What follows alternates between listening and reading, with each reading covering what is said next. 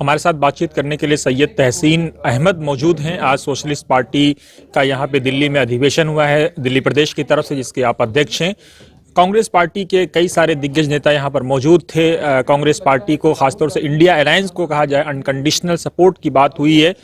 तहसीन साहब, ऐसे समय में जब कांग्रेस की राज्य वाली सरकारों में भी खास तौर से आप मुसलमान हैं और अल्पसंख्यकों को बहुत सारे जुल्म हुए हैं, राजस्थान इसका गवाह है, फिर आप लोग अनकंडीशनल सपोर्ट क्यों करते हैं? क्योंकि सोशलिस्ट पार्टी एक विचारधारा की पार्टी है और उसके अपने बहुत सारे विचार हैं, गरीबों को लेके, आदिवासियों को लेके, मजदूरों को लेके। सोशलिस्ट पार्टी जो अनकंडीशनल सपोर्ट दे रही है, इसका ये मतलब नहीं है कि वो सत्ता में आ जाएंगे तो उस वक्त हम कोई अनकंडीशनल सपोर्ट दे रहे हैं। इस वक्त जो हम अनकंडीशनल सपोर्ट दे रहे हैं उसका मतलब ये है कि हमको ना कोई सीट चाहिए, ना कोई ओहदा चाहिए, किसी तरह का हम इसके कोई हिस्सा न बनने का मुतालबा करते हैं, न ख्वाहिश रखते हैं।